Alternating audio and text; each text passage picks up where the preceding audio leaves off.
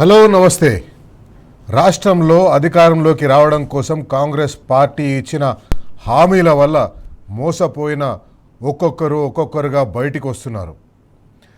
నిరుద్యోగ విద్యార్థులు సంవత్సరంలోగా 2 లక్షల ఉద్యోగాలు భర్తీ చేస్తామని కాంగ్రెస్ పార్టీ ఇచ్చిన హామీని నిలబెట్టుకోకపోవడంతో ఎక్కడికక్కడ బయటకు వచ్చి నిరసనలు తెలియజేస్తున్నారు. వాళ్ళ నిరసనలు తట్టుకోలేక ముఖ్యమంత్రి ఎప్పుడైనా ఆ ప్రాంతంలోకి పోతుంటే వాళ్ళను అరెస్ట్ చేసి, లైబ్రరీ అరెస్ట్ చేసి, హౌస్ అరెస్ట్ చేసి వాళ్ళను బయటికి రాకుండా చేస్తున్నారు. అట్లాగే ఆటో డ్రైవర్లకు సంవత్సరానికి 12,000 రూపాయలు ఇస్తామని చెప్పేసి కాంగ్రెస్ పార్టీ హామీ ఇచ్చింది. ఆ హామీని నిలబెట్టుకోలేదు. ఆటో డ్రైవర్లు కూడా రోడ్డు మీదకి వస్తున్నారు.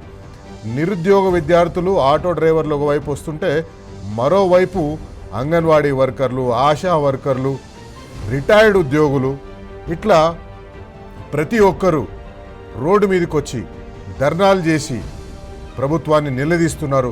మీరిచ్చిన హామీలు ఎప్పుడు అమలు చేస్తారు, మీరిచ్చిన హామీల సంగతి ఏందని నిలదీస్తున్నారు. తాజాగా మనం చూసినాం, Telangana road transport corporation employees వాళ్ళు ఒక జేఏసీగా ఏర్పడి కాంగ్రెస్ పార్టీ అభయహస్తం పేరుతో అభయహస్తం మేనిఫెస్టోలో తెలంగాణ రాష్ట్ర రోడ్డు రవాణా సంస్థని ఏ రకంగా వాళ్ళు ఆదుకుంటారు, ఏ రకంగా ఆ ఉద్యోగులకు సహాయపడతారు, ఏ రకంగా ఉద్యోగులకు చెల్లించవలసిన జీతభత్యాలు చెల్లిస్తారు, ఏ రకంగా వాళ్ళని ప్రభుత్వంలో విలీనం చేస్తారు అనే హామీలు ఇచ్చినరో ఆ హామీలన్నీ అమలు చేయండి అని చెప్పేసి సంవత్సరం నుంచి అడుగుతున్నారు.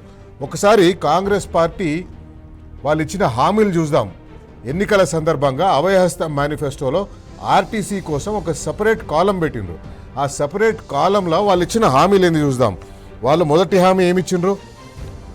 కంప్లీట్ మెర్జర్, పూర్తి విలీనం, రాష్ట్ర రోడ్డు రవాణా సంస్థని ప్రభుత్వంలో పూర్తి విలీనం చేస్తామని చెప్పేసి హామీ ఇచ్చిండ్రు. అది ప్రధానమైన హామీ, మొదటి హామీ. రెండోది, 2 పిఆర్సీలు పెండింగ్లో ఉన్నాయి. ఆ 2 పిఆర్సీలని కూడా 6 నెలల లోపల ఇస్తామని చెప్పేసి అన్నారు. అధికారంలోకి వచ్చిన 6 నెలల లోపల కంప్లీట్ మర్జర్ అయిపోతుంది, పూర్తిగా విలీనం అయిపోతుంది ప్రభుత్వంలో. ఇంకొకటి, 2 వేతన సవరణలకు సంబంధించిన పైసలు ఆర్టీసీ ఉద్యోగులకు ఇస్తామని హామీ ఇచ్చిండ్రు. ఈ 2 ప్రధాన హామీలు, ఈ 2 హామీలు కూడా 6 నెలల లోపల అమలు చేస్తామన్నారు. అట్లాగే స్టేట్ గవర్నమెంట్ ఎంప్లాయీస్తో సరి సమానంగా ఆర్టీసీ ఎంప్లాయీస్ని చూస్తాము, ఆర్టీసీ ఎంప్లాయీస్ని కన్సిడర్ చేస్తామని ప్రభుత్వం చెప్పింది.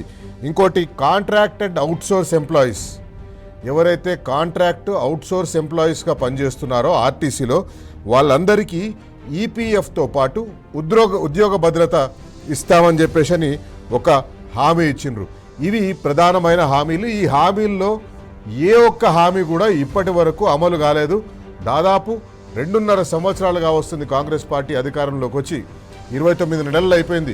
ఇంకొక 4 రోజులైతే 30 నెలలు, సగం రోజులు అయిపోతాయి వాళ్ళు అధికారంలోకి వచ్చి, లేదా అధికారంలో ఉండి సగం రోజులు అయిపోయినాయి. ఇంకా సగం రోజులు మాత్రమే ఉంటారు.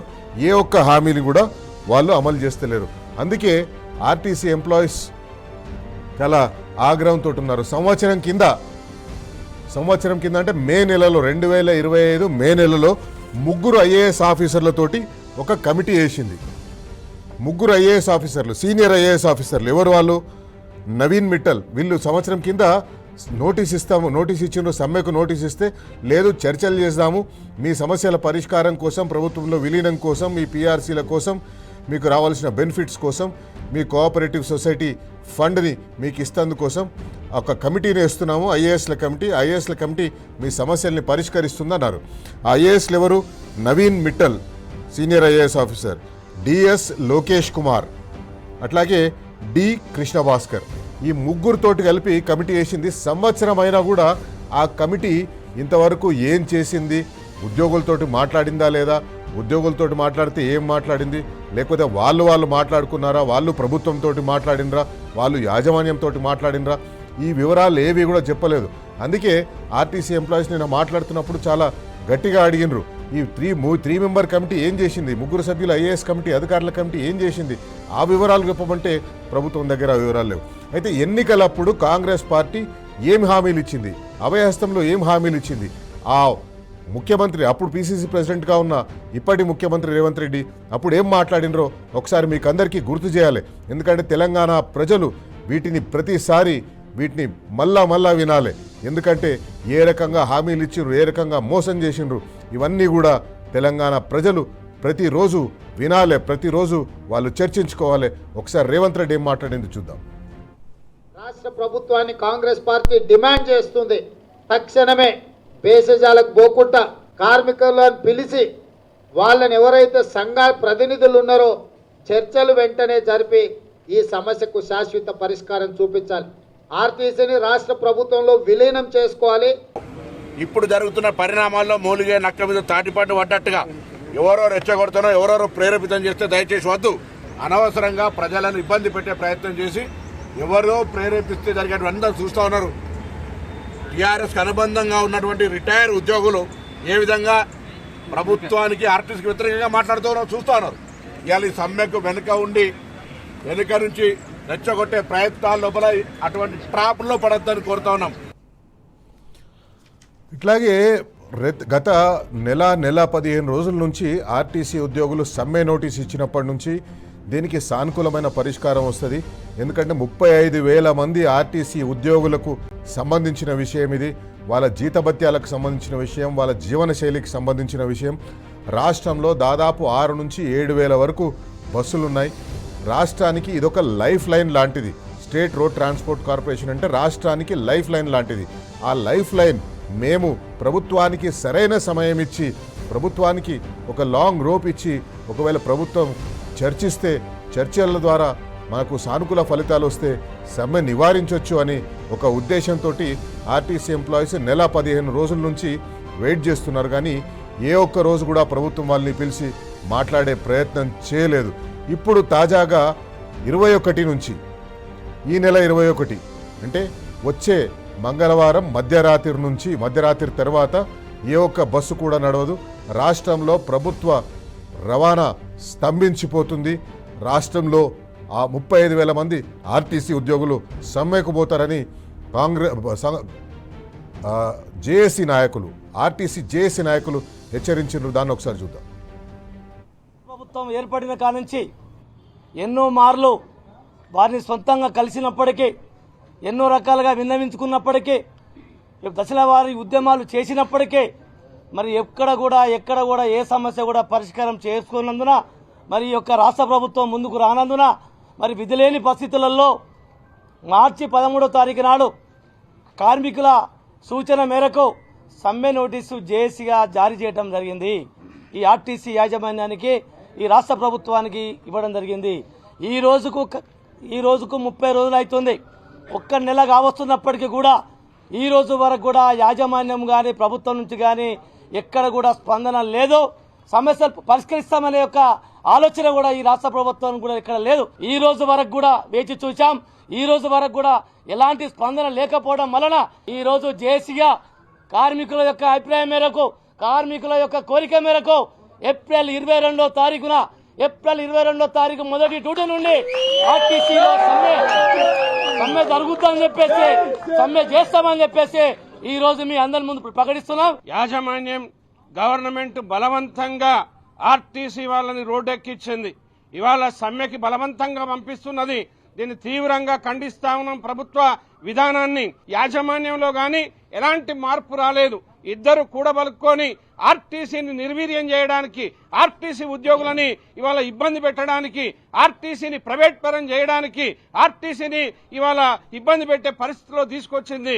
22 మొదటి బస్సు నుంచి మరి సమ్మె చేయడానికి మరి అందరూ సుముఖంగా ఉండాలి.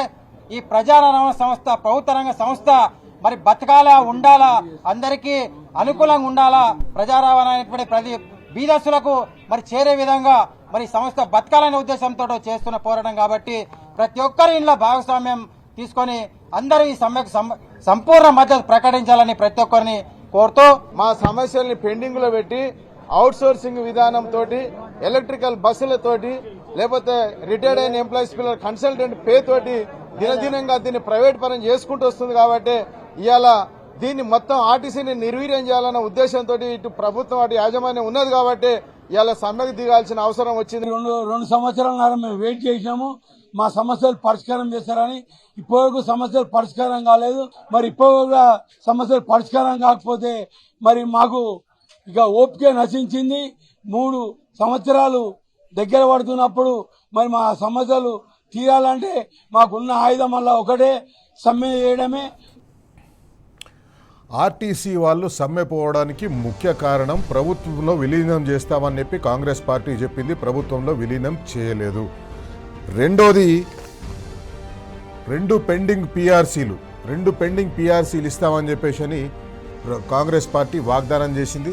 ఆ వాగ్దానాన్ని కూడా అమలు చేయలేదు. అట్లాగే అనేక చిన్న చిన్న హామీలు ఉన్నాయి. ఇంకా 30-32 హామీలు ఉన్నాయి. మొత్తం చిన్న చిన్న హామీలు ఉన్నాయి. ఆ ఏ ఒక్క హామీని కూడా అమలు చేయలేదు. తెలంగాణకు ఇంతకుముందు చెప్పినట్టు తెలంగాణకు ఆర్టీసీ గుండెకాయ లాంటిది. ప్రజా రవాణా రాష్ట్రంలో ప్రభుత్వం చేతిలోనే ఉంది. ప్రైవేటు వాహనాలు లేవు, ప్రైవేటు బస్సులు లేవు, ఆటోలు, 7 సీటర్ ఆటోలు, మిగతా చిన్న చిన్న ప్రయాణ సాధనాలు ఉంటాయి. కానీ ఆర్టీసీ అనేది అతిపెద్ద ప్రయాణ సాధనం. ఆర్టీసీ అనేది తెలంగాణకు గుండెకాయ లాంటిది. 35,000 మంది ఉద్యోగులు అంటే 35,000 పైగా కుటుంబాలు వీళ్ళ మీద ఆధారపడి ఉన్నాయి. అందుకే నాయకులు వాళ్ళ హామీలను నెరవేర్చడం కోసం, వాళ్ళకిచ్చిన వాగ్దానాలను నెరవేర్చడం కోసం సమ్మెకు పోతున్నారు. అందుకే బరాబర్ అడుగుదాం తెలంగాణ ప్రజల పక్షాన, తెలంగాణ ఆర్టీసీ ఉద్యోగుల పక్షాన బరాబర్ అడుగుదాం. తెలంగాణలో కాంగ్రెస్ పార్టీ ప్రభుత్వాన్ని బరాబర్ అడుగుదాం. తెలంగాణలో అధికారంలోకి వస్తేందుకు సామాన్య ప్రజలకు ప్రతి ఒక్కరికి ఏవో ఒక్క హామీలు ఇచ్చిండ్రు. ఇప్పటి వరకు ఏ ఒక్క హామీని కూడా మీరు పూర్తిగా అమలు చేయలేదు. ప్రజలకు అడ్డగోలుగా హామీలు ఇచ్చినట్లుగానే ఆర్టీసీ ఉద్యోగులకు కూడా హామీలు ఇచ్చిండ్రు కదా. 6 నెలలలోనే ఆ హామీలన్నీ అమలు చేస్తామన్నారు కదా. బరాబర్ అడుగుదాం, ఎందుకు అమలు చేస్తలేరు ఈ హామీలను?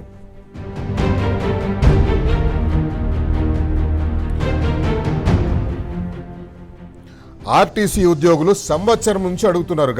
గత సంవత్సరం మే 2025 నుంచి అడుగుతున్నారు. మాకు ఇచ్చిన హామీలను మీరు అమలు చేయండి, ప్రభుత్వంలో విలీనం చేయండి, పిఆర్సీలు ఏంటి అని అడుగుతున్నారు. కానీ వాళ్ళను పట్టించుకుంటలేరు. ఒక అధికారుల కమిటీ ఇచ్చి ఇగో రేపిస్తాం మాపిస్తామని మోసం చేయలేదా? మీరు వేసిన 3 ఐఏఎస్ల కమిటీ ఏం చేసింది? బరాబర్ అడుగుదాం. ఆర్టీసీ ఉద్యోగుల పక్షాన బరాబర్ అడుగుదాం.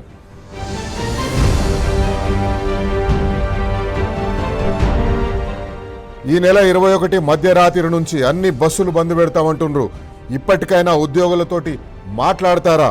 వాళ్ళు అడుగుతున్న న్యాయమైన హామీలను, వాళ్లకు ఇచ్చిన హామీలను అమలు చేస్తారా? బరాబర్ అడుగుదాం.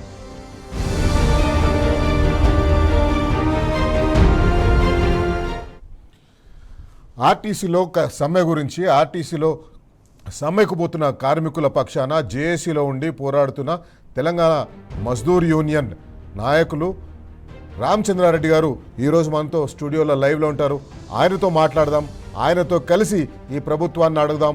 ఆర్టీసీ ఉద్యోగుల పక్షాన ఈ ప్రభుత్వాన్ని నిలదీద్దాం. బరాబర్ అడుగుదాం.